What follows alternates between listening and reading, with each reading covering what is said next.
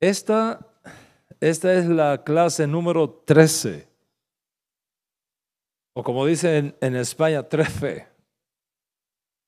La clase número 13 sobre la serie Identidad y características del Mesías. Identidad y características del Mesías. Si tú no has escuchado las anteriores, te recomiendo encarecidamente que lo hagas. Específicamente en la clase pasada. Es sumamente interesante, sumamente interesante.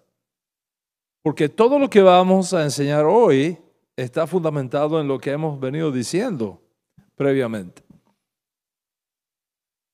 Moran Berrabotai, el tema de Mashiach no es una idea extraña al judaísmo.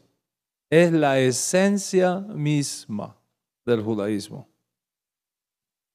Es uno de los asuntos más importantes del judaísmo. Un judaísmo sin Mesías no es realmente el judaísmo que nos legaron Moshe y los profetas. Muy claro estaba Maimónides el Sefardí cuando afirmó que uno de los principios de fe del judaísmo es la creencia en el Mesías.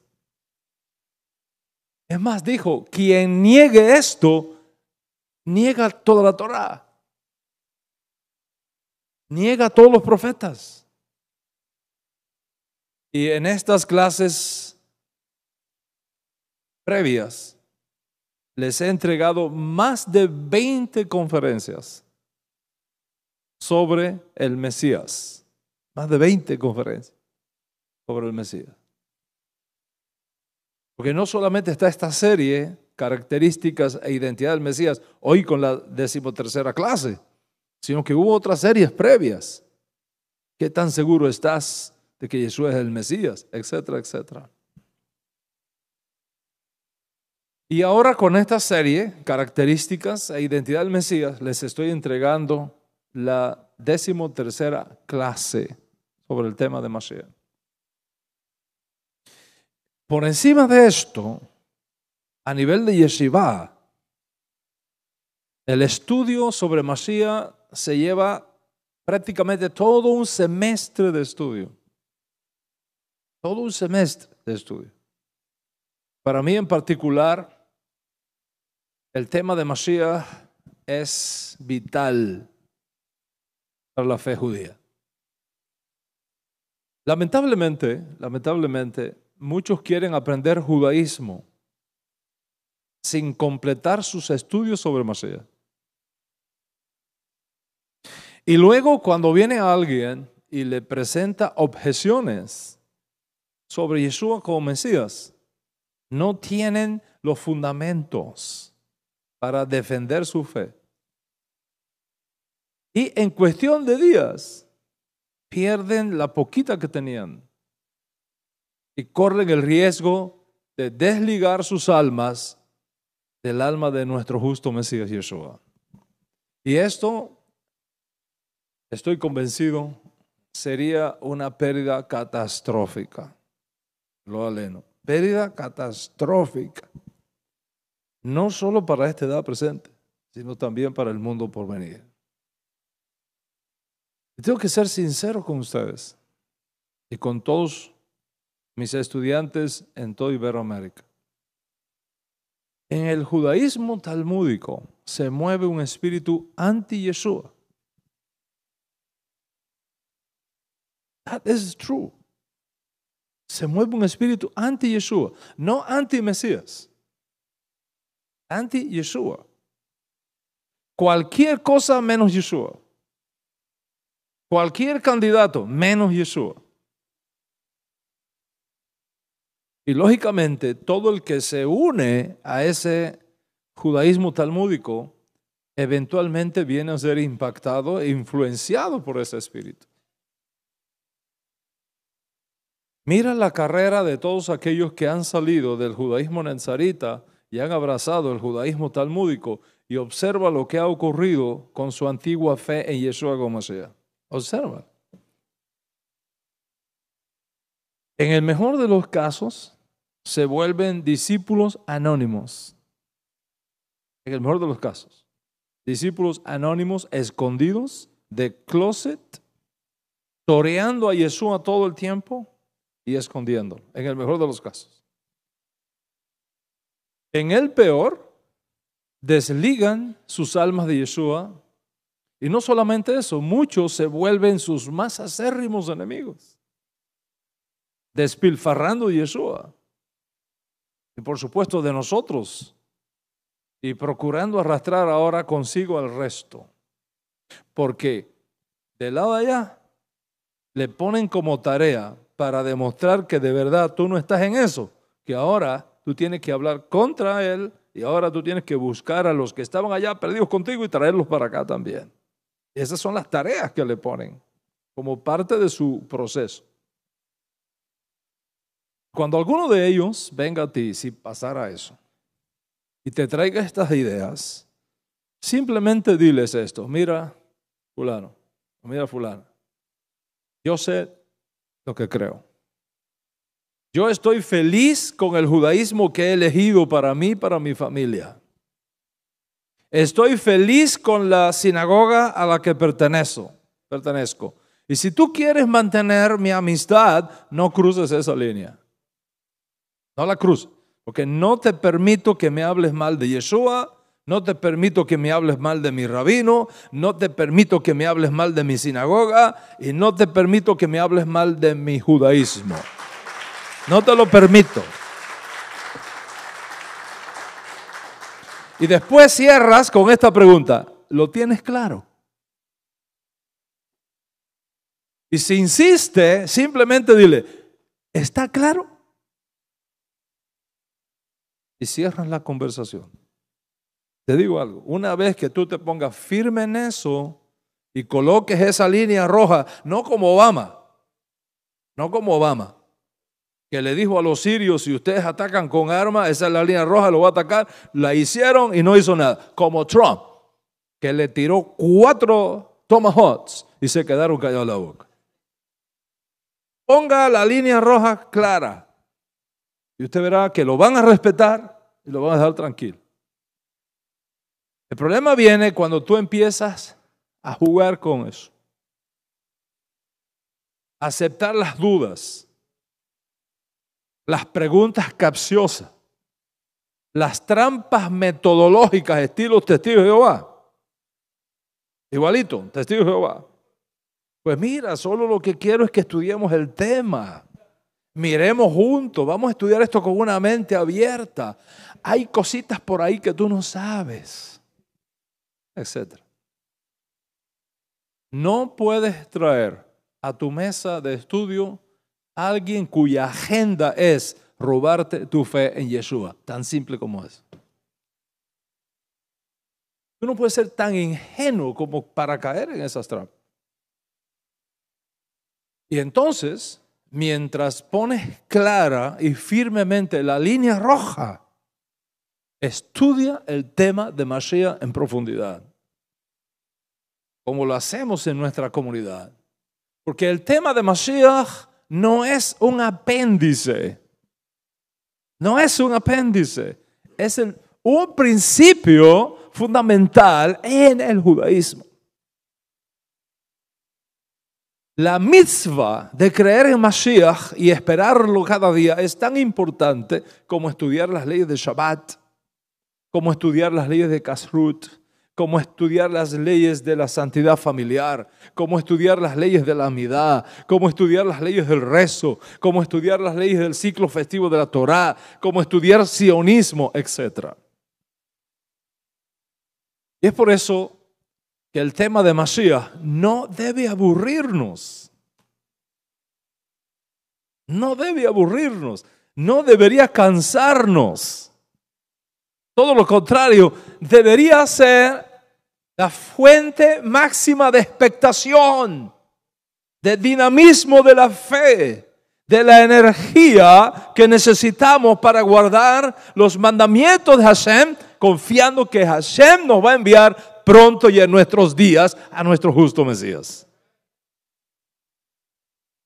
En esta serie sobre identidad y características del Mesías, he venido enfatizando dos cosas. Primero, que la Torá habla de Mashiach, que su propósito final es el Mesías. Y por tanto, buscar al Mesías en la Torá es responsabilidad que se impone sobre todos nosotros. Lo encontramos en la Torá, lo encontramos en los profetas, lo encontramos en los salmos. El judaísmo nezarita dijo desde el primer siglo, todo el propósito de la Torá es llevarnos a Mashiach. Todo el propósito de la Torá es llevarte a Mashiach. 400 años más tarde, los sabios del Talmud van a decir lo mismo. Tratado Sanedrín, folio 99a. La Torá no hace otra cosa que hablarnos de Mashiach.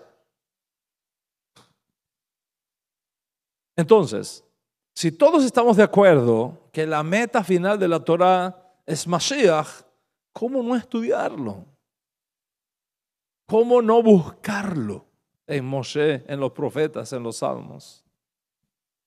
Estudiar Torá y olvidar que el propósito de la Torá es Mashiach es una grave pérdida. Esa ha sido mi primer línea de pensamiento en todas estas series de estudio. La segunda línea de pensamiento que me he propuesto en esta serie es la importancia de tener un modelo correcto para la identificación del Mesías. Tener un modelo correcto para la identificación de Mashiach. ¿Cómo se describe la persona del Mesías? I'm not talking about Yeshua. Listen, I'm not talking about Yeshua. I'm talking about Mashiach. Estoy hablando no de Yeshua. Estoy hablando de Mashiach, del concepto de Mashiach.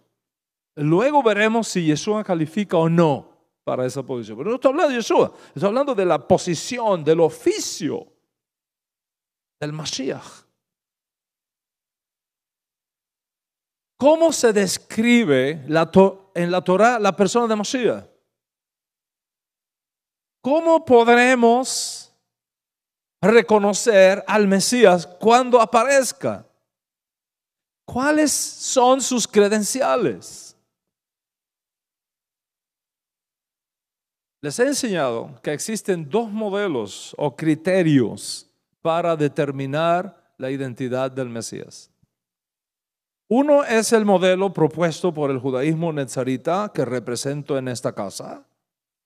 Y el otro es el modelo propuesto por el judaísmo talmúdico.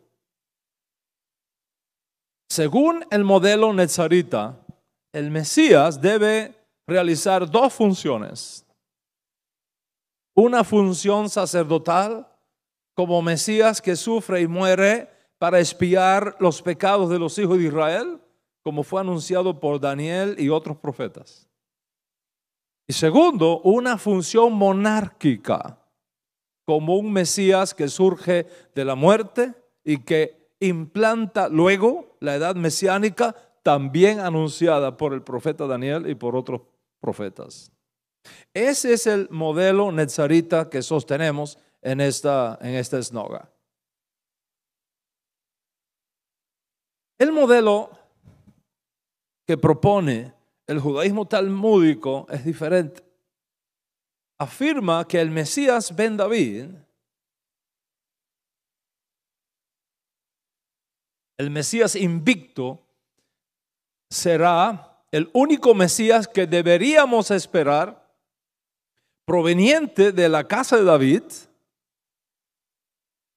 el cual va a restaurar la casa de David, va a restaurar el reino de Israel, va a restaurar la monarquía davídica y va a traer al mundo la era mesiánica con todos sus bienes, que ya sabemos.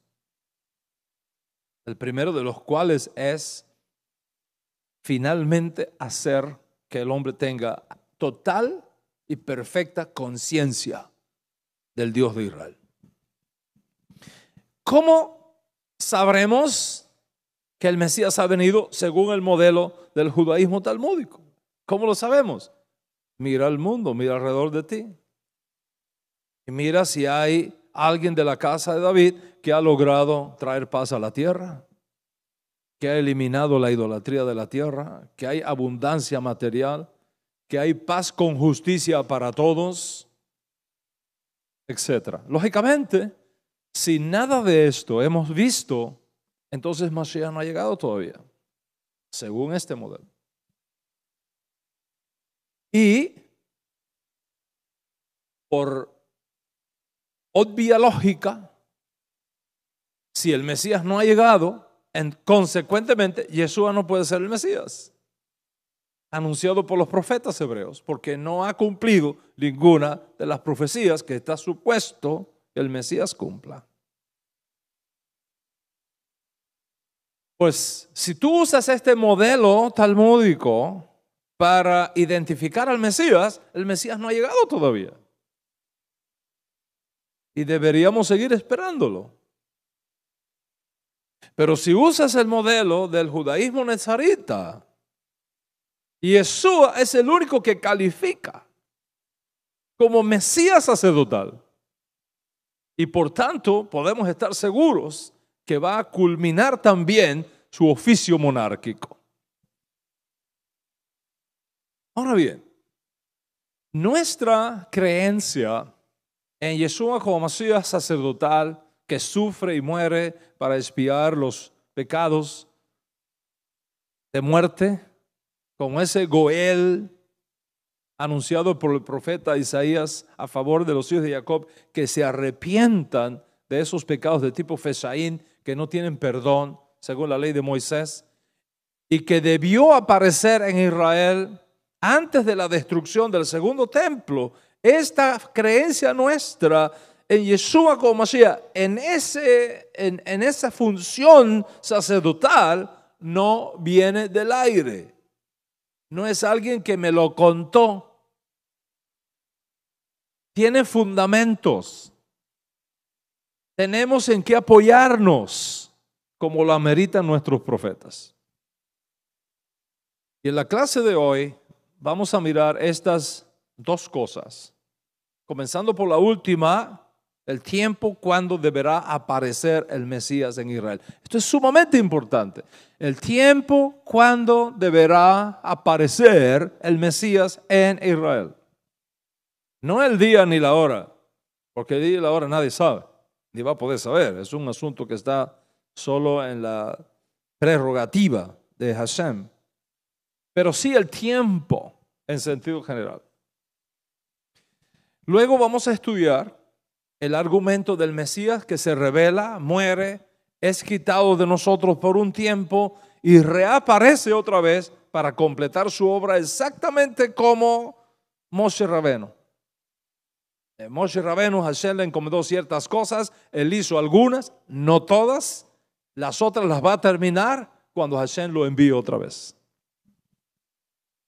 Vamos entonces vamos a mirar lo relativo al tiempo general para la aparición del Mesías. Sabemos que el tema del cálculo del tiempo para la aparición de Mashiach tiene muchos bemoles, muchísimos bemoles. Una idea es que debemos cuidarnos de estar haciendo cálculos, porque todo indica que la Torá no apoya esa idea de estar haciendo cálculos y poniendo fechas. Por ejemplo, según una antigua tradición, cuando Jacob Avinu estaba para morir, reunió a sus hijos para descubrirles la fecha de la redención final. Y tan pronto dijo eso, el espíritu profético lo abandonó y no pudo revelarlo. Aún en el caso del profeta y visionario Daniel, el ángel le dijo: estas cosas están cerradas hasta que llegue el tiempo del fin. Esto es asunto que está cerrado hasta que llegue el tiempo del fin. Ese es un lado de la moneda. Pero la moneda tiene otro lado. Este es el otro bemol que les decía. Muchos profetas y sabios se preocuparon por los cálculos.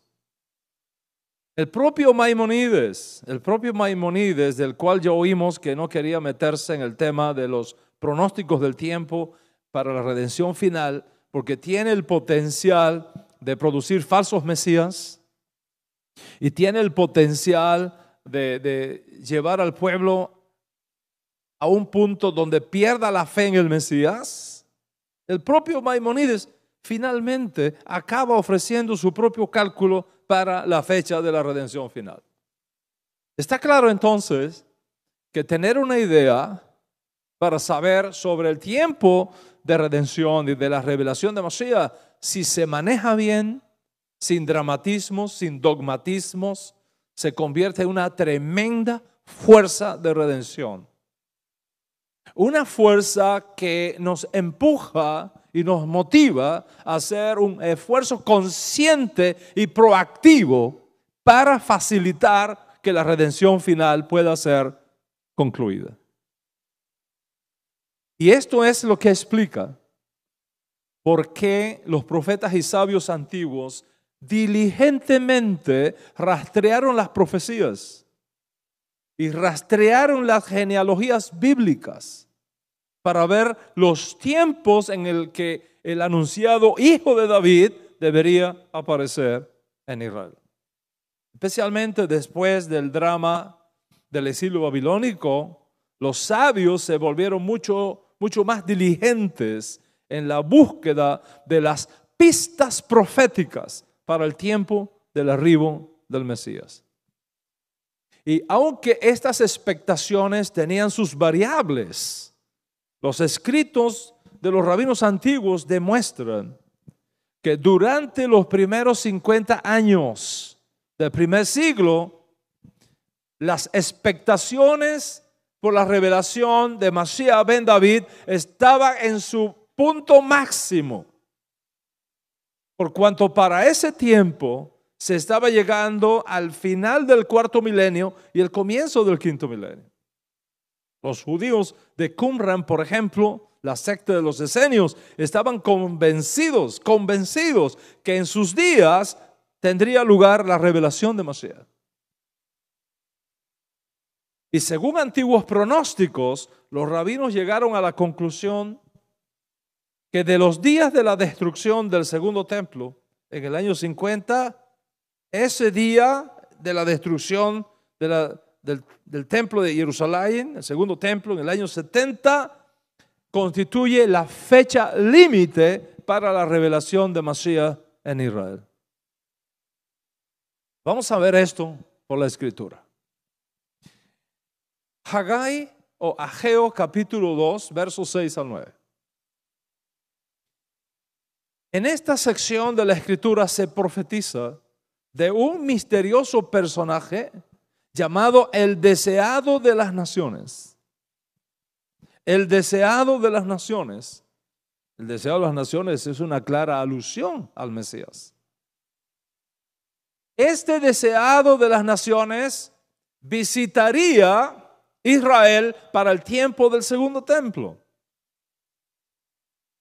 Y eso está confirmado en el Midrash de Baruch Rabbah, donde claramente se afirma que el deseado de las naciones es Mashiach. Lógicamente, si el templo fue destruido y el Mesías, el deseado de las naciones, debió aparecer mientras el segundo templo estuviese en pie, ¿quién fue el deseado de las naciones que visitó el templo de Jerusalén antes de su destrucción?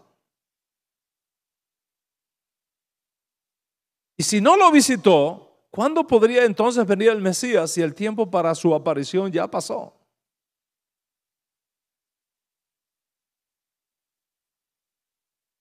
Esto me llama mucho la atención porque aquí está la ironía del misterio de Mashiach. Que mientras por un lado rastrearon y buscaron el tiempo para la revelación de Mashiach, que debió aparecer antes de la destrucción del segundo templo, Por el otro, se utiliza una metodología que impide ver precisamente al Mesías que estaban buscando. Así que en su búsqueda concluyeron bien que el Mesías debía aparecer en Israel en algún momento previo a la destrucción del segundo templo. Pero como no vieron a ningún descendiente de David teniendo éxito en sentarse en el trono de David y establecer la edad mesiánica, la desesperanza hizo presa de sus almas. Así que Haggai, el profeta, anunció que el Mesías debería aparecer en Israel durante el tiempo cuando el segundo templo estuviese en pie y que coincidiría con el final del cuarto milenio de la historia humana. Y esto se hace evidente, por ejemplo, en el Midrash Rabbah sobre Bereshit 98:3, donde está escrito: el mundo está destinado para 6,000 años. 2,000 años vacíos sin Torah, 2,000 años con Torah y 2,000 años de tiempos mesiánicos. Aunque este Midrash no establece una cronología firme y fija para la revelación de Mesías, y los tiempos mesiánicos no han sido una realidad hasta nuestros propios días, por otro lado indica más o menos la preocupación de los rabinos de que el Mesías debería aparecer antes de la destrucción del segundo templo, cuando según sus cálculos debería seguirle 2,000 años de tiempos mesiánicos. ¿Sobre qué está basada esta predicción del Midrash? Está basada primero sobre Haggai 2, según Devarim Rabbah, y segundo está basado sobre las profecías de las 70 semanas de Daniel. Por ejemplo, en el Targum Megillah 3a está escrito: y la voz del cielo salió y exclamó: ¿quién es aquel que ha revelado mis secretos a la humanidad? Él siguió indagando la revelación del Targum, del significado interno de la geografía, de los escritos, pero una voz del cielo salió y dijo: basta. ¿Y cuál fue la razón? Porque la fecha de Mashiach está escondida en él. El propio Targum nos está diciendo que la fecha para Mashiach está revelado, está escondido en la profecía de las 70 semanas de Daniel. La profecía de Daniel también declara que el templo será destruido en algún momento después de las 69 semanas, como está declarado en Nazir 32b, donde Rabí Yosef habla concerniente al segundo templo, y cito: si yo hubiera estado allí, les habría dicho, no está escrito el templo de Adonai, el templo de Adonai, el templo de Adonai son estos, lo cual apunta a la destrucción del primer y segundo templo. Quedando de acuerdo que ellos conocerían que sería destruido, pero ¿conocían ellos cuándo debía esto ocurrir? El tratado Nazir 32b, Rabí Abayé responde: ¿no conocían ellos cuándo? ¿No está escrito 70 semanas de años están determinadas para el pueblo y para la santa ciudad? ¿Cuántos están conmigo hasta acá?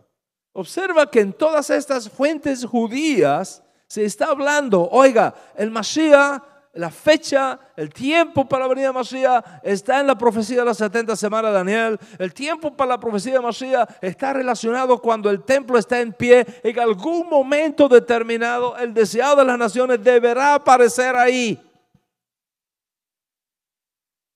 Eso también está escrito en una colección de Midrashim conocida como Yalkut, donde se afirma que esta profecía de Daniel era la que revelaba el cronometraje, si podemos decirlo así, de la venida de Mashiach y la destrucción del templo. El hecho es que la profecía de Daniel, con toda la manipulación teológica que le puedan hacer para descartar a Yeshua, está hablando del tiempo de la venida de Mashiach. No van a faltar los que van a decir que los escritos de Daniel no son muy confiables. Oiga, que los escritos de Daniel no son muy confiables. Porque Daniel no fue considerado un profeta como tal, sino Daniel fue solo un visionario.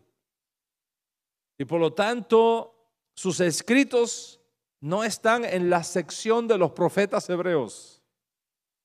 Sus escritos están en la sección de los ketubín, no de los neviim. En efecto, tanto en el Talmud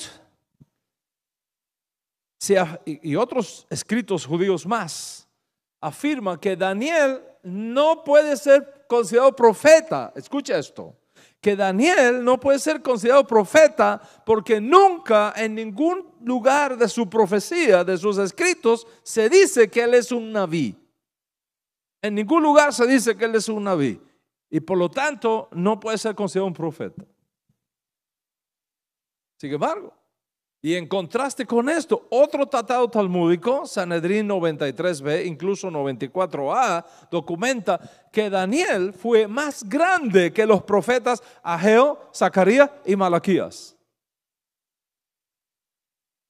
Porque Daniel vio la visión del sacerdote celestial, mientras que estos tres profetas no lo vieron.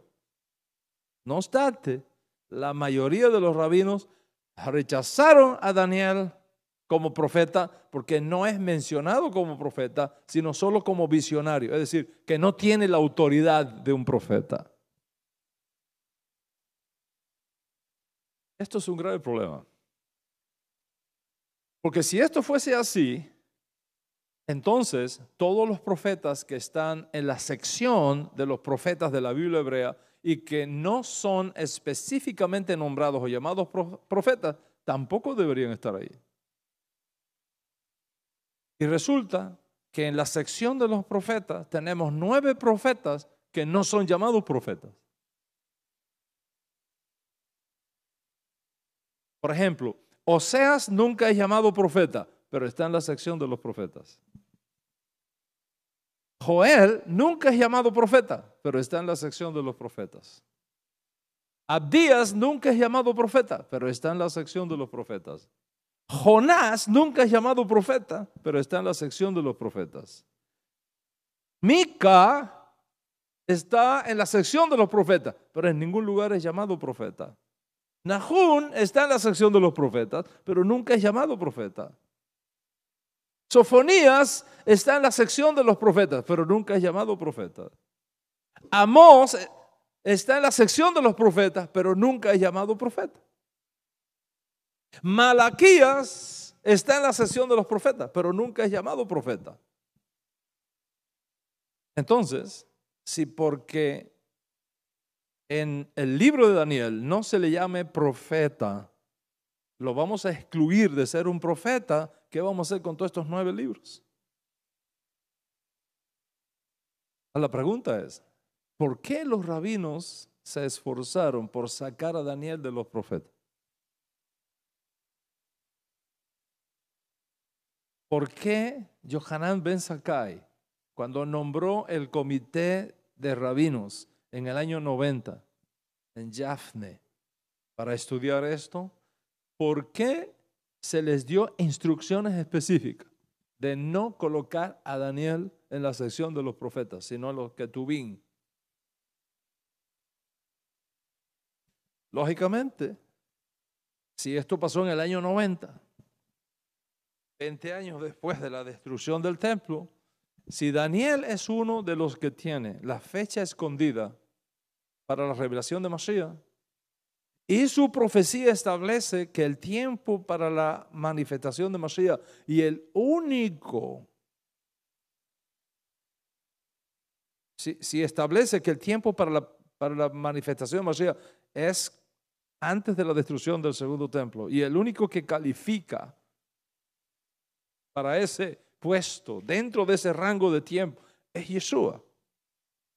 está claro el serio problema que tienen los rabinos, afirmando que el Mesías no ha venido aún, cuando Daniel exige que el Mesías haga su aparición en Israel durante los días de la existencia del segundo templo, no después. O sea, la solución para esquivar el tema de Masías es doble.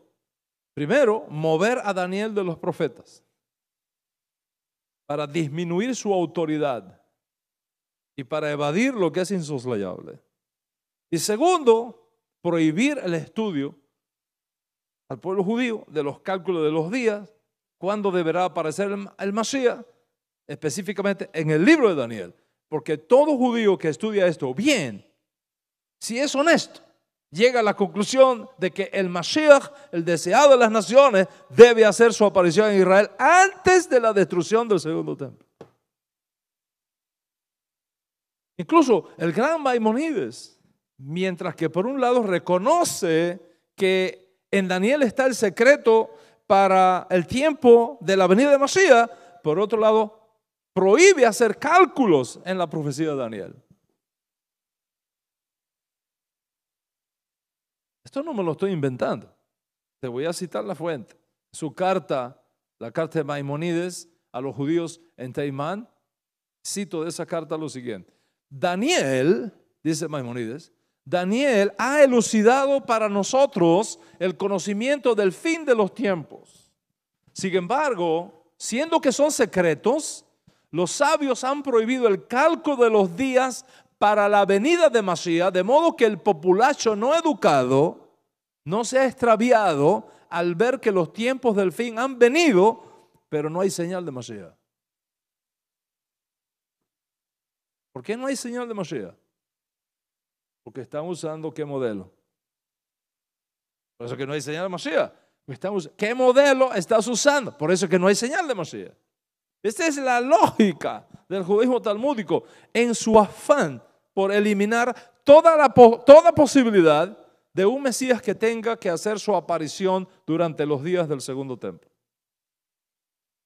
De modo que no podemos ignorar que los sabios antiguos vieron en las profecías de las 70 semanas de Daniel secretos proféticos sobre la revelación de Masías en Israel. ¿Cuántos están conmigo hasta acá? Pero hay más todavía, hay más todavía.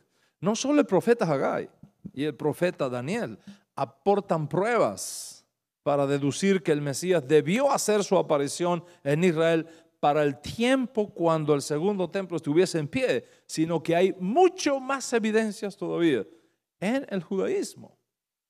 Observa que yo no te estoy citando nada del Código Real. No te estoy citando absolutamente nada del Nuevo Testamento. Por ejemplo, en Bereshit, capítulo 49, verso 10, está escrito: no será quitado el cetro de Judá, ni el dador de la Torá de entre sus pies, hasta que venga Silo, y a él será la obediencia de todos los pueblos. ¿Está escuchando? Bereshit, capítulo 49. Repito. No será quitado el cetro de Judá, ni el dador de la Torá de entre sus pies, hasta que venga Silo, y a él será la obediencia de todos los pueblos. Bueno, nosotros sabemos ya que Silo es una referencia velada a Masías. ¿Cuándo fue quitado el cetro de Judá? Porque dice aquí que cuando el cetro de Judá se ha quitado, viene Masías. Eso es lo que dice el texto. Cuando el cetro de Judá, cuando a Judá le sea quitado el cetro, aparecerá Masías en Israel. La pregunta es, ¿cuándo le fue quitado el cetro a Judá? ¿Y qué cosa es el cetro? Hay dos teorías. Una, que el cetro se refiere exclusivamente a la dinastía monárquica. Y basado en eso, el último rey del linaje de David fue depuesto por Nabucodonosor en el año 587 antes de la era de Masías. La segunda teoría, esa es la primera teoría, que el cetro Se refiere exclusivamente a la dinastía monárquica. Pero hay una segunda teoría. La segunda teoría afirma que el cetro no es solamente una referencia a la monarquía, sino a la autoridad de los jueces de la tribu de Judá y a los escribas judíos que tengan la legislación en sus manos. Voy a explicar esto. Esta es la segunda teoría. Que el cetro significa la autoridad para legislar. Es decir, para tener independencia absoluta jurídicamente. Cuando ese derecho, ese cetro se ha quitado en Israel, el Mashiach deberá aparecer. El Targum Onkelos parece defender esta segunda posición, porque mira cómo interpreta Génesis 49:10, y cito, dice, la transmisión del dominio no cesará de la casa de Judá, ni los escribas de entre sus hijos por siempre hasta que venga Mashiach. Voy a leerlo otra vez. Onkelos, el Targum. La transmisión del dominio no cesará de la casa de Judá. Lógicamente, la transmisión del dominio es el concepto que tiene Onkelos de cetro. La transmisión del dominio no cesará de la casa de Judá, ni los escribas de entre sus hijos por siempre hasta que el Mashiach venga. En otras palabras, que cuando cese la transmisión del dominio de la casa de Judá y cuando cese la autoridad de los escribas, entonces aparece Mashiach. Eso es lo que está diciendo Onkelos. Vea entonces cómo Onkelos interpreta que el cetro está relacionado no con la monarquía, como dice la primera teoría, que el cetro está relacionado con el dominio de los judíos y de los escribas judíos, no solamente de los reyes. Si tenemos en cuenta esta segunda posibilidad, entonces el Mesías debe venir para el tiempo cuando el cetro le sea quitado a Judá y a los escribas judíos. ¿Qué es esto? ¿Qué es la remoción del cetro y cuándo va a tener lugar? La respuesta la encontramos en Talmud Jerusalmí, el folio 24a del Tratado Sanedrín, donde está escrito, y cito, un poco más de 40 años antes de la destrucción del templo, el poder de pronunciar sentencias de muerte le fue quitado a los judíos. ¿Está escuchando? Un poco más de 40 años antes de la destrucción del templo, el poder de pronunciar sentencias capitales, es decir, sentencia de muerte, le fue quitado a los judíos. Y también está escrito en el mismo tratado, pero en el Babli, lo siguiente, y cito, cuando los miembros del Sanedrín se encontraron privados de su derecho sobre la vida y la muerte, una consternación general tomó posesión de ellos y cubrieron sus cabezas con ceniza y sus cuerpos con arpillera y exclamaron, ¿quién estará para con nosotros? Porque el cetro se ha quitado de Judá y Mashiach no ha venido.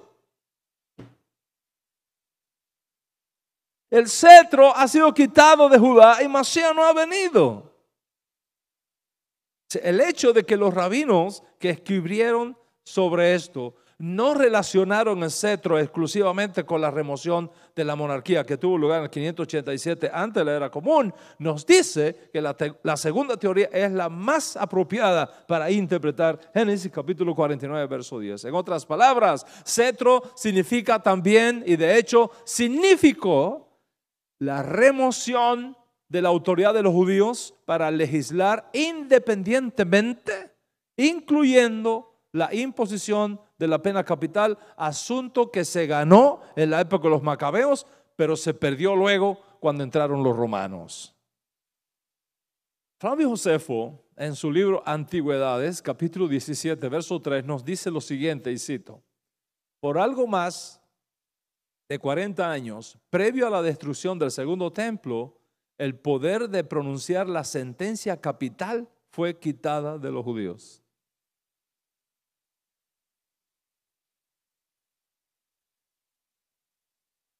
Ahora podemos entender el lamento. ¿Quién estará para nosotros? Porque el cetro ha sido quitado de Judá y Mashiach no ha venido.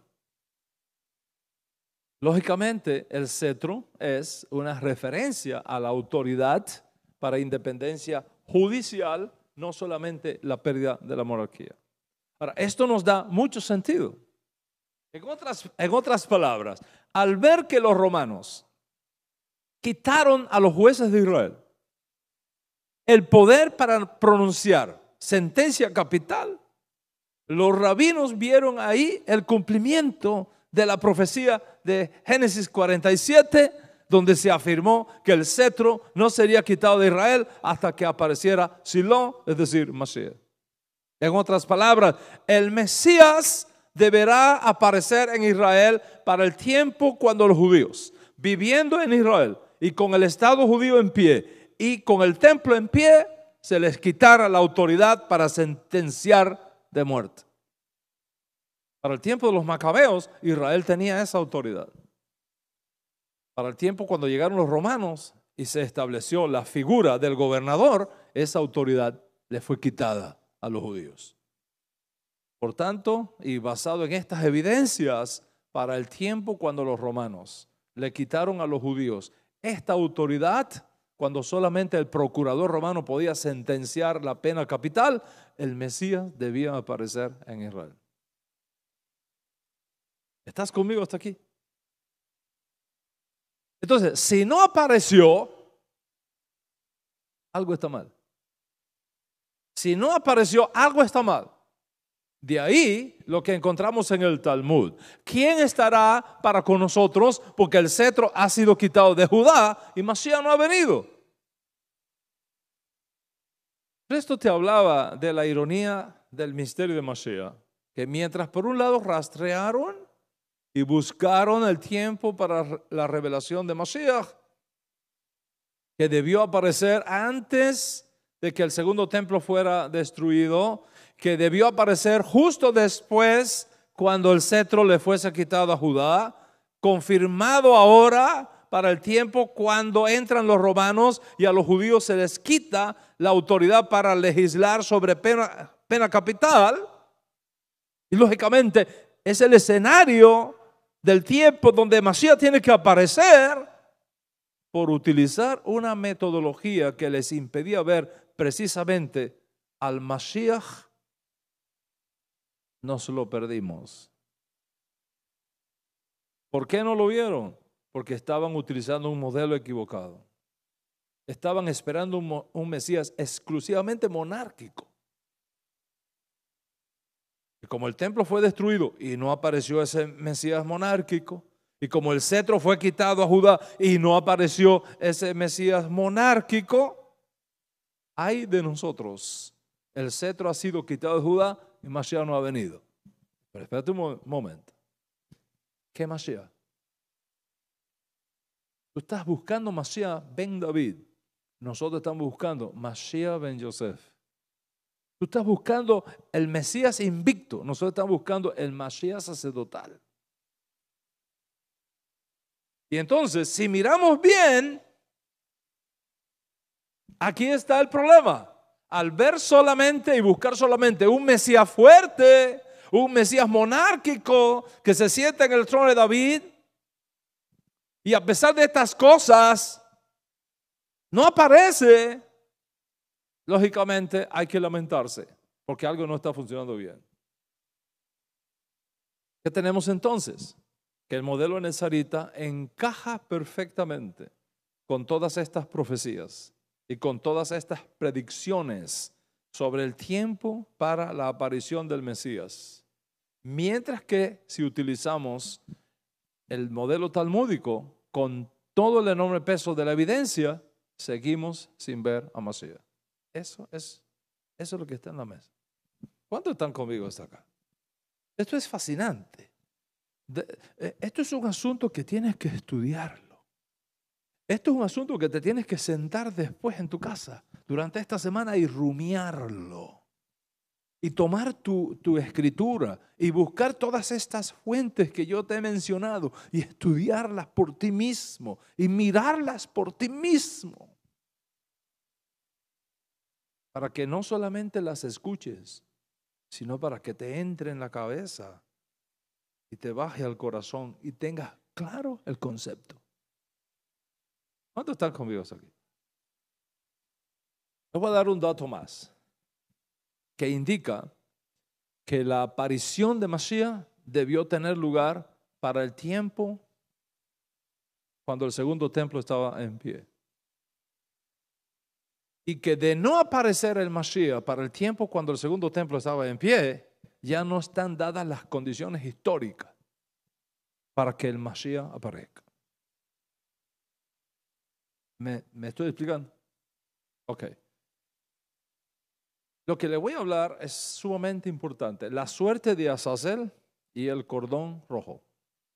Son dos señales. La suerte de Azazel y el cordón rojo. No solamente el profeta Hagai, sino el profeta Daniel, y no solamente el hecho de la remoción de la alusión del cetro de Judá, con la remoción que hicieron los romanos, que no le permitieron a los jueces de Israel tener dominio sobre la pena capital, sino que hay dos evidencias más. La suerte de Azazel y el paño rojo. ¿Qué es esto? En Rosh Hashanah, folio 31b, está documentado lo siguiente y cito. Rabí Yohanan ben Zakkai vivió 120 años. ¿Se acuerdan quién fue Rabí Yohanan ben Zakkai, verdad? El gran, uno de los estudiantes de Hillel, el que fue atrapado en Jerusalén cuando Vespasiano rodeó la ciudad, y Tito rodeó la ciudad, el que se hizo el muerto y salió un ataúd, y luego que sale del ataúd y logra un acuerdo con Vespasiano y un salvaconducto para resguardarse en Yavne, etc. Rabí Yohanan ben Zakkai vivió 120 años. 40 años se dedicó a los negocios. 40 años a estudiar y 40 años a enseñar. Y a nosotros se nos dijo, desde 40 años antes de la destrucción del templo, la cinta escarlata, el paño rojo, no se convirtió en blanco y permaneció rojo. Y la Misná establece, después de la destrucción del templo, Rabí Yohanan ben Zakkai dictaminó una halajá, Aunque quiero aclarar que este tratado de Rosh Hashanah está haciendo una referencia cronológica sobre la halajá de la fruta y no sobre Mashiach para nada, nos da un dato como sin importancia, pero que tiene tremenda importancia para el tema que nos ocupa. Dice que la cinta escarlata, el paño rojo, no se volvió nunca más blanco, sino que permaneció rojo desde el año 30 hasta el año 70, cuando tuvo lugar la destrucción del segundo templo. Repito, aunque los rabinos están en este tratado reflexionando sobre el tema de los pecados de Israel y de otras cosas, sin querer queriendo, nos dan un dato que es sumamente interesante en el tema que hoy está en la mesa. Que el cordón rojo nunca se volvió blanco. 40 años antes de la destrucción del templo. El templo fue destruido en el año 70. 70 menos 40, ¿cuánto es? 30. ¿En qué año murió Yeshua? En el 30. Tenga en cuenta esa cronología. Dice este tratado que desde el año 30 hasta el año 70, el paño rojo nunca más se volvió blanco. Déjalo ahí porque después vamos a volver ahí. Porque algo similar encontramos en Yomá 39b, otro tratado talmúdico. Dice así: durante los últimos 40 años, antes de la destrucción del templo, la suerte nunca cayó en la mano derecha, ni el cordón escarlata se tornó blanco, ni la luz más occidental brilló, ni las puertas del Eijal se abrieron por sí mismas, hasta que Rabí Yohanan ben Zakkai las reprendió diciendo: Ejal, ¿por qué tienes que ser la alarma tú misma? Yo sé que serás destruido porque Zakkai ha venido, lo profetizó, etcétera, etcétera. Voy a explicar esto, ¿ok? Voy a explicar esto.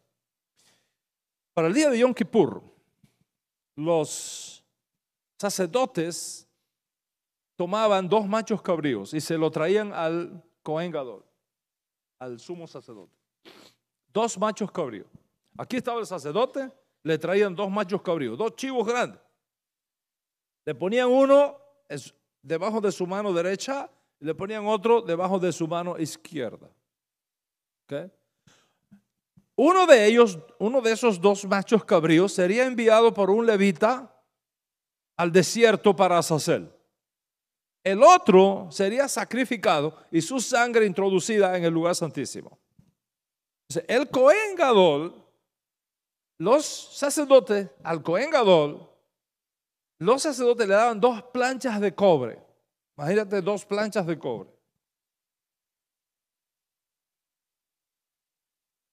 Planchas de cobre. En una de las planchas decía por la parte de abajo para Azazel.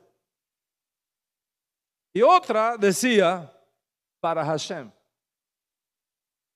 Y entonces las movía. Y él tomaba una en la mano derecha y otra en la izquierda. Ponía esta encima del primer chivo y ponía esta encima del segundo chivo. Entonces, si la que decía para Hashem quedaba del lado derecho, es una buena señal. Hashem estaba contento, porque la sangre de ese animal del lado derecho iba para el lugar santísimo. Y el animal del lado izquierdo iba para el desierto. ¿Me siguen? Ok. En ese contexto, escucha de nuevo lo que dice Rosh Hashanah 31b. Durante los últimos 40 años, antes de la destrucción del templo, la suerte nunca cayó del lado derecho. La suerte nunca cayó del lado derecho. 40 años previos a la destrucción del templo, la porción de la mano derecha del Cohen Gadol sobre los sacrificios de las cabras había cesado como era antiguamente. ¿Cuándo ocurrió esto? 40 años antes de la destrucción del templo. ¿Y cuándo murió Yeshua? En el año 30 aproximadamente. Es decir, luego de la muerte violenta de Yeshua, Dios no permitió que ninguna vez más, por 40 años seguidos, la buena señal cayera sobre el macho cabrío destinado al lugar santísimo. Siempre cayó del lado del animal destinado para Azazel. La pregunta es, ¿por qué Hashem permitió eso? ¿Por qué Hashem permitió eso? Porque estamos hablando de Yom Kippur. Estamos hablando de quitar los pecados de Israel. Estamos hablando de perdón. ¿Qué probabilidades, matemáticamente hablando, existían de que por 40 años, es decir, 40 veces haciendo este sorteo, cayera siempre la plancha de cobre en el mismo lugar, como mala señal? Si tú tomas 2 planchas de cobre, una dice para Hashem y otra dice para Azazel, son los 2 animales que están delante de ti, ¿ya? Y tú las barajeas, ¿ok? Las pones sobre el animal. ¿Qué posibilidades hay en 40 veces que hagan eso que te caiga siempre de la misma manera? Hazlo en tu casa. A ver si siempre te cae de la misma. ¿Verdad que es imposible? Es imposible. Absolutamente no es casualidad. Según las leyes de las probabilidades matemáticas, esto no pasaría en 40 ocasiones sucesivas. Algo debió caer, algún año debió caer del lado derecho, pero no fue así. Y es por eso que los rabinos vieron aquí una señal. Dios está enviando un mensaje a los hijos de Israel que no estaba contento con nosotros. Que el macho cabrío para Dios nunca cayó del lado derecho, siempre del lado siniestro. ¿Y por qué razón Hashem no estaba contento con nosotros? ¿Por qué razón no estaba contento con nosotros? ¿Qué hicimos mal? ¿Dónde nos equivocamos? Durante los últimos 40 años, pero esto no es solamente esto, mira que dice algo más. Dice, durante los últimos 40 años, antes de la destrucción del templo, la suerte nunca cayó en la mano derecha, ni el cordón rojo se volvió blanco. Te voy a explicar esto también. Para Yom Kippur, los sacerdotes colocaban un paño rojo en la puerta de la entrada al lugar santo. Acuérdense que nadie podía entrar al lugar santo, mucho menos al Santísimo. Entonces, la gente está afuera, en el atrio, están allá afuera. O sea, allá arriba, donde todo el mundo lo pudiera ver, se colocaba un paño rojo. Cuando terminaba el Cohen Gadol todos sus oficios de Yom Kippur y salía para bendecir al pueblo, sucedió un milagro. El paño rojo se volvió blanco. Exactamente como había anunciado el profeta Isaías: si vuestros pecados fuesen rojos como el carmesí, vendrán a ser como blanca lana. Esto ocurrió también en los días de Yeshua.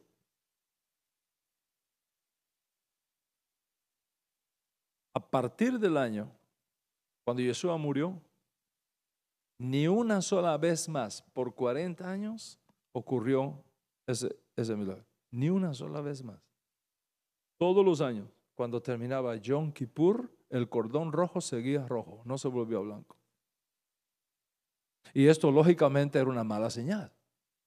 ¿Por qué Dios no permitió más que el milagro de la señal del perdón tuviera lugar? Nunca se volvió. ¿Por qué pasó esto? ¿Por qué estaba Dios triste con nosotros? Así que Hashem envió 2 señales más para Israel por un periodo de 40 años para que observaran lo que estaba pasando antes de la inevitable catástrofe de la destrucción del templo de Jerusalén y de Jerusalén. ¿En qué consistían estas 2 señales? Acuérdate, Yeshua murió aproximadamente en el año 30. El templo fue destruido 40 años más tarde, el año 70. Y entonces tenemos este testimonio. Durante los últimos 40 años, antes de la destrucción del templo, la suerte nunca cayó de la mano derecha, ni el cordón escarlata se volvió blanco.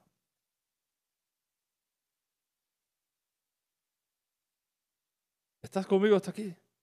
¿Te dice eso algo o no te dice eso algo? ¿Verdad que sí? Pero hay más. Dice, ni la luz occidental brilló otra vez, ni las puertas del Eijal se abrieron por sí mismas. Esos eran otros milagros más que pasaban. Otros milagros que pasaban. La luz occidental y las puertas del Eijal que se abrían por sí mismos. Cuando la luz más occidental se mantenía encendida, es una buena señal de que Hashem estaba contento con Israel. Cuando las puertas del Eijal se abrían por sí mismas, cuando el sacerdote se acercaba, se abrían por sí mismas, como las puertas eléctricas que tenemos hoy día, llegaba, se abría por sí misma. Es una señal que Dios estaba contento con Israel. Pero por 40 años seguidos, previo a la destrucción del segundo templo, ambas señales cesaron. Lógicamente Dios no estaba contento con el liderazgo del templo. ¿Por qué no estaba contento? ¿Qué hicieron los líderes del templo que causó la desaparición de estas 2 señales? No el pueblo de Israel, el liderazgo del templo. ¿Qué tenemos entonces? Que el Mesías debía llegar para el tiempo cuando el cetro le fuese quitado a Judá antes de la destrucción del segundo templo. Que el Mesías debía llegar para el tiempo establecido en la profecía de Daniel previo a la destrucción del segundo templo. Que el Mesías debía llegar bajo la figura del deseado de las naciones durante el tiempo cuando estuviese en pie el segundo templo.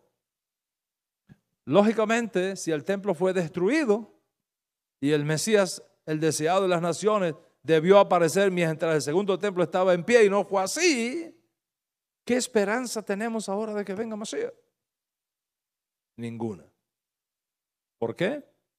Porque las condiciones históricas ya pasaron. Pero si nosotros seguimos el modelo netzarita, que el deseado de las naciones debió aparecer durante el tiempo del segundo templo, ¿quién fue el deseado de las naciones que visitó el templo de Jerusalén antes de su destrucción? ¿Quién fue el que dijo, que todo el mundo lo escuchó, uno más grande que el templo está aquí? ¿Qué rabino dijo eso alguna vez? ¿Qué sadik en Israel dijo alguna vez, uno más grande que el templo está aquí? Y si Yeshua no fue Mashiach, entonces ¿quién? Voy a concluir, vamos a aterrizar este avión. He demostrado, usando fuentes judías y exclusivamente judías, que hay un consenso en el judaísmo acerca del tiempo para la aparición del Mesías. Ese consenso establece que el Mesías debió aparecer en algún momento previo a la destrucción del segundo templo. Lógicamente, el único candidato a Mashiach que aún hoy día reclama el trono de David y que cumple con este criterio de los tiempos para la revelación de Mashiach es Jesús. Independientemente de si tú lo crees o no lo crees. Independientemente de si tú aceptas estas evidencias o no las aceptas, tendrás que llegar a la conclusión de que nuestra posición no es sacada del aire, sino que tiene fundamento, que tiene pilares demostrables y confiables, es decir, que tenemos en qué apoyarnos. Ahora viene la segunda idea que debe ser establecida y defendida, o sea, que el Mesías que aparece antes de la destrucción del segundo templo, que sufre y muere, es el mismo Mashiach y no otro, sino el mismo Mashiach Ben David que aparecerá después para completar su rol mesiánico anunciado por los profetas.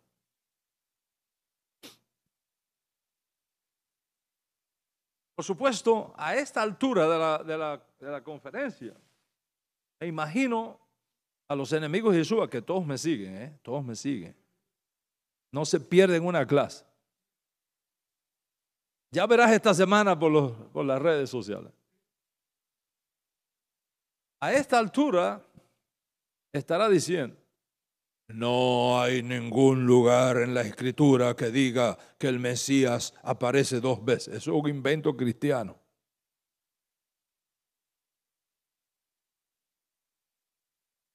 Absolutamente. No hay ningún lugar en la Escritura que diga eso. Pero está llena de eso. ¿Cómo es eso? No lo dice, pero está lleno. Y este es el desafío. Y voy a presentar el desafío.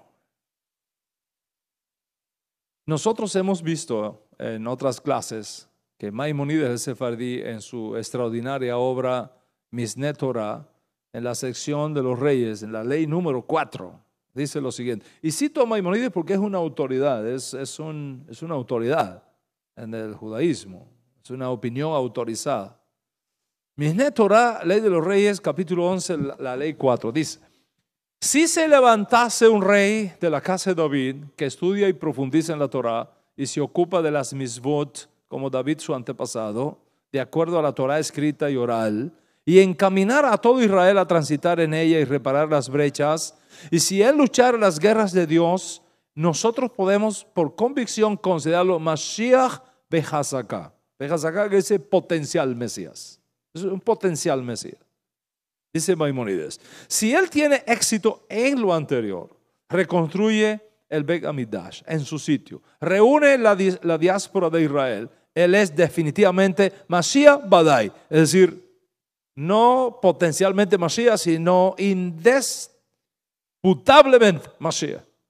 Y por lo tanto perfeccionará el mundo entero para servir a Dios unidos, como está escrito, Zefanía 3:9, yo transformaré a las naciones a un lenguaje claro para que invoquen todos el nombre de Dios y le sirvan con un único propósito. Dice Maimónides, si él no tiene éxito en este grado, o si fuese matado, él no es ciertamente el Redentor prometido por la Torá y debe ser considerado como todos los otros reyes apropiados y legítimos de la dinastía de David que murieron. Hashem no lo estableció sino para probar a muchos, como está escrito, y cita Daniel 11, algunos de los sabios tropezarán para purgar, refinar y para clarificar hasta el tiempo designado para el que todavía tiene que venir.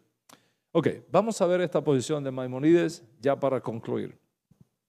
Básicamente afirma que cualquier aspirante a Mesías, si muere en el proceso, si es matado en el proceso, sin completar en su totalidad su rol mesiánico, el aspirante no puede ser considerado Mashiach ben David. ¿Está claro? Y es por esa razón que Bar Joshua, nombrado Mashiach por el legendario Rabí Akiva en el año 132, 135 de la era actual, no fue considerado más el Mesías. ¿Por qué? Porque fue matado sin terminar su rol mesiánico. Y es por esa razón que todos los aspirantes a Mesías que vinieron después, incluyendo el último de todos, el Rebbe Nirson, séptimo Rebbe de la dinastía Lubavitch, no son considerados como Mashiach ben David, porque la muerte los sorprendió sin establecer la edad mesiánica. ¿Por qué entonces, si Yeshua no logró completar la edad mesiánica, pues fue matado, nosotros insistimos que sí califica para ser Mashiach ben David? ¿Qué está pasando en la cabeza nuestra? ¿Qué está pasando? A juzgar por la teología de Maimónides, ¿no deberíamos considerar a Yeshua el Mesías anunciado a los profetas?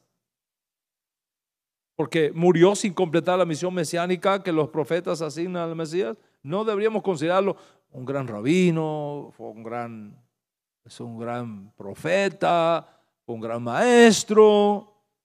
Pero nunca Mashiach, porque murió sin completar la obra. Mira, si nosotros aceptamos esto, nos quitamos de encima 40,000 problemas. ¿Verdad que sí? Ellos nos quedan todos los problemas de encima. No, mira, fue un gran profeta, un gran hombre, lo intentó, no lo logró. Vamos a esperar a Mashiach. Basta que digamos eso, ¿viera? We are in the game. In the same team. Entonces, ¿por qué si Maimónides dice eso, nosotros seguimos insistiendo que nuestro Ribi es nuestro candidato a Mashiach ben David? Si lo mataron y no terminó la edad mesiánica. Es que en el caso de Yeshua sucedió algo diferente al resto. ¿Y qué cosa es eso? Algo diferente. Es mi deber revelarte eso ahora, pero mi tiempo ha concluido. En las próximas clases, Bezrat Hashem, vamos a analizar juntos este desafío y te voy a demostrar por la Torah y por la tradición de nuestro pueblo que es perfectamente lógico que sea así. Que este mismo Yeshua que fue tomado y escondido de nosotros reaparecerá de nuevo para completar su rol mesiánico inconcluso. La buena noticia es que nosotros podemos de alguna manera adelantar su retorno. Y eso impone sobre cada uno de nosotros la tremenda responsabilidad de ser responsable. Mira eso, la responsabilidad de ser responsables con los mandamientos que nos son incumbentes a cada uno. Que seamos responsables con los mandamientos de los cuales somos responsables y vivirlos al máximo de nuestra capacidad para que el cielo nos envíe lo antes posible a nuestro justo Mesías. Si eres judío, asegúrate que todas las puertas de tu casa tengan mesusa. Asegúrate de que no te falte el tefilín, que no falten las luces del Shabbat, que no falte la jupá, que no falte la tefilá, que no falte la sedaká. Y si todavía no eres judío, estás en el proceso y eres un justo de las naciones, o bien eres un justo de las naciones y quieres vivir como justo de las naciones, con todo el derecho que tienes para eso, guarda los mandamientos que te son incumbentes. Cuando todos guardemos los mandamientos de los cuales somos responsables, vamos a abrir un canal para que la gracia de Hashem nos envíe lo antes posible a nuestro justo Mesías. Hoy, cuando tomes tu macer, tu sobre, con la ofrenda, tu primicia, tu voto, tu sedaká, tu pidión nefesh, lo que sea que lo vas a entregar, sea que lo vas a enviar, lo que sea, hazlo con esta convicción. No venga y ¡bum! Tires ahí. Oye, no, así no. Piensa en la misvá que estás haciendo. Que esta donación que estoy haciendo, esta sedaká que estoy entregando, este macer que estoy entregando, esté ayudando a que el mensaje de nuestro justo Mesías llegue a las naciones. Que con este aporte yo esté facilitando el retorno pronto de Mashiach para completar la obra inconclusa de la redención a favor de Israel y del mundo. Cuando hagamos eso así, estaremos abriendo un canal por donde la gracia de Hashem va a descender y va a tener piedad de nosotros y nos va a mandar pronto y en nuestros días a nuestro justo Mashiach. Shabbat Shalom. Shabbat Shalom.